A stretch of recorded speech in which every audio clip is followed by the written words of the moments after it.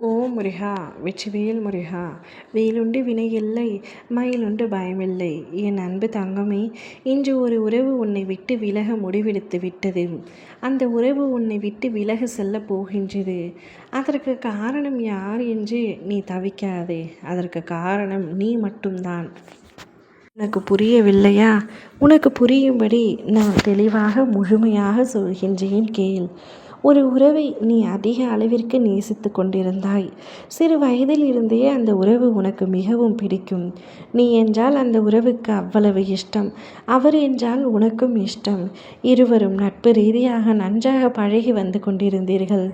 ஆனால் இடையிடையில் சில புது உறவுகள் வந்ததினால் நீ அவருடன் பேச்சுவார்த்தையை குறைத்து கொண்டாய்.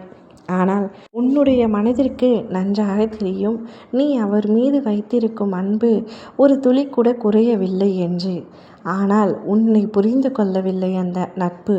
உன் மீது அளவு கடந்த அன்பு அந்த உறவு வைத்திருப்பதினால் உன்னுடைய பிரிவினையும் நீ அவரிடம் சரியாக பேசாததையும் அவர் தவறாக புரிந்து கொண்டு, எதற்காக நான் இப்படி அவரை நினைத்து உருகி கொண்டிருக்கின்றேன், இப்படி எதற்காக நான் அவர் மீது அவ்வளவு அன்பு வைத்திருக்கின்றேன், ஆனால் அவருக்கோ என்னை தாண்டி புது வரவுகள் வந்தவுடன் அவர்கள்தான் முக்கியம் என்று அவருடன் ஊர் சுற்றவும் அவர்களுடன் சிரித்து பேசியும் இருக்கின்றார்.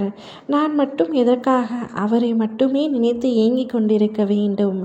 இனி எனக்கும் அந்த உறவு வேண்டாம் என்று உன்னை விட்டு நிரந்தரமாக பிரியப் போகின்றேன் என்று முடிவெடுத்து விட்டார்.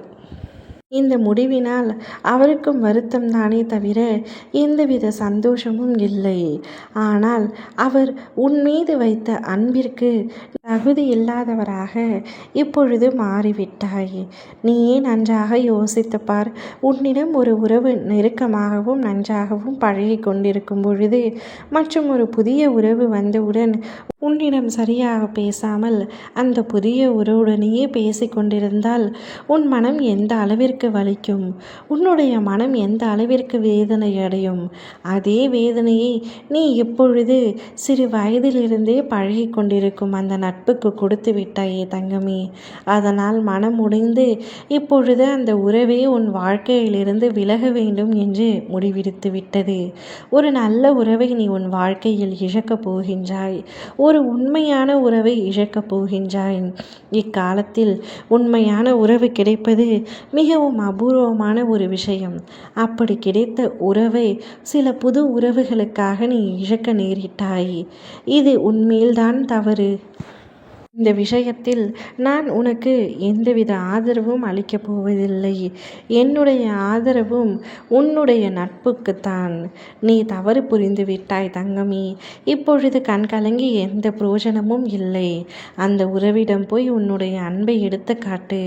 நான் உன் மீது கொண்டிருக்கும் அன்பு உண்மையானது, பரிசுத்தமானது என்பதை சொல்லி நிரூபித்து காட்டு.